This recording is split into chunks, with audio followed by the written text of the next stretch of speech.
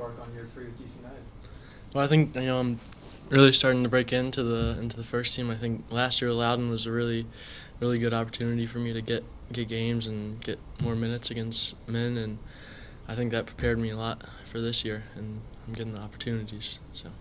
Is there a way that Troy's been maybe, I wouldn't say exposed, but kind of taking you to that next step?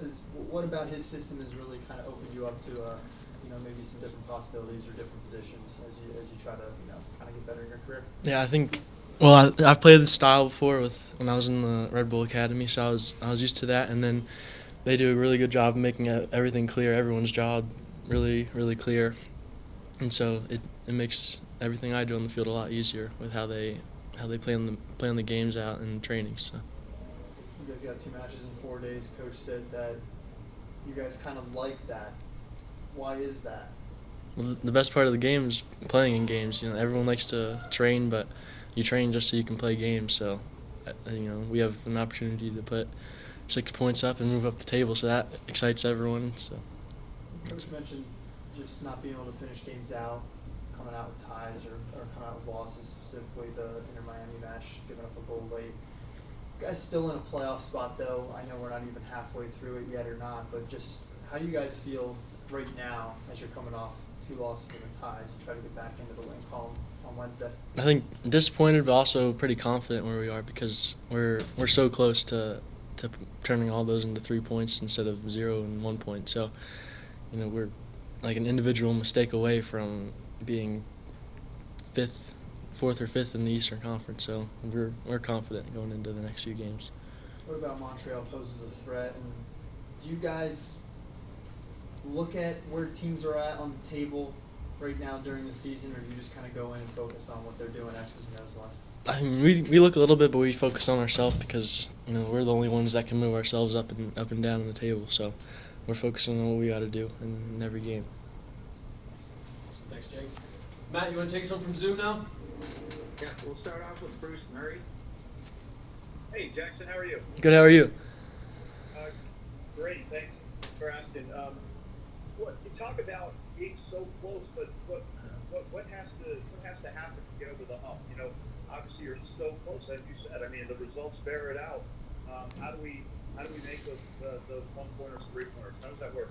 I think almost every game we start out on fire in the first half, and putting pressure on the other team, and usually go up a goal. And I think we're like that for a lot of the second half too. We just have to kind of fix 10 to 15 minutes in the second half, whether it's at the beginning, the middle, or the end, and just stay focused during those minutes because those are when every team's talented and they can hurt you if you're not like totally locked in for the whole second half or the whole first half. So really just fixing like 10, 15-minute periods in the game, and I think that'll help us close out every game. Jackson, how's the group growing? We were at training, and just the atmosphere is brilliant. I mean, as an ex-player, how are you growing through the disappointment? Well, I think we come in every day and we look at the games, and we look that we see all the good stuff we do throughout the game, and then we point out how like just a little mistake can hurt us there. So just knowing how much good we're doing, that keeps everyone pushing through like difficult times where we're not winning every game or dropping points where we shouldn't be. So that just knowing all the stuff we're doing well there's a lot more of that than there is we're not doing well. So that keeps everyone going through it. And you've seen Montreal already this year. What are the strengths and weaknesses, especially the strengths, that you guys have to deal with? Well, they're good on the ball. They build out well. So we've got to be online and on how we want to be against the ball, and I think we'll be in a good spot.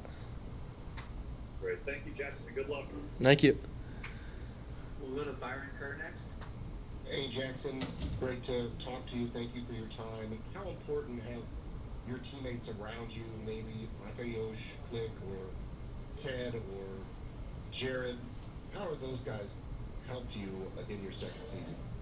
They've been a huge help. I think I sit right next to Click and Russell in the locker room, so they've I can ask them questions whenever I need to about the position, especially Russ as I'm playing more as a 6, just because he's been a great 6 in the league for so long now.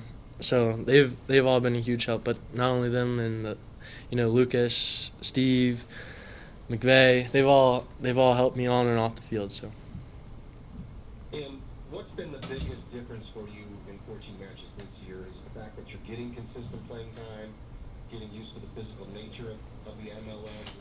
Is the game slowing down for you? What's the difference for you this season when you get to like the 55th and 60th minute out there? I think the game slowed down for me compared to my first year a lot. I think that has a lot to do with coaches and spending a lot of time watching games with them in preseason and through the season. So that's been a big part for me. And then also I think the physical aspect. I've grown a lot over the past, or not tall. I've been tall for a while, but I've grown out a little bit in the past few months. So that's also been huge in helping me really fully adapt. And you mentioned your experience with Loudon. I went to Woodbridge High School many years ago, and you're from Stafford. How much pride do you get that you get to play for basically the home team where you're from? How big a deal is that to you? And how good is soccer in this region to eventually, feed DC United like you did? Yeah, it's awesome to be able to play in Audi Field in front of my family and friends almost every weekend. So that's always been a dream of mine since I've been going to games ever since the stadium opened, and even at RFK. So that's awesome. And then the talent in this area is amazing. I mean, you think there's just it seems like every year on the team we have like 5 or 6 homegrowns that come up and aren't just on the team but get minutes with the team. So there's so much talent around here, and there's more people coming up. So it's awesome to be a part of it. Thank you, Jackson. Next, we'll go to Dennis Gomez. Hey Jackson, thank you for speaking with us. The team has had a lot of positives, individual positives, but what do you think it's needed to have a collective positive in the next game against Montréal? Well, I think just a full game from everyone. Like not just coming out hot in the first half and doing what we've been doing, but coming out in the second half and doing the same thing again. So just being consistent through the whole game.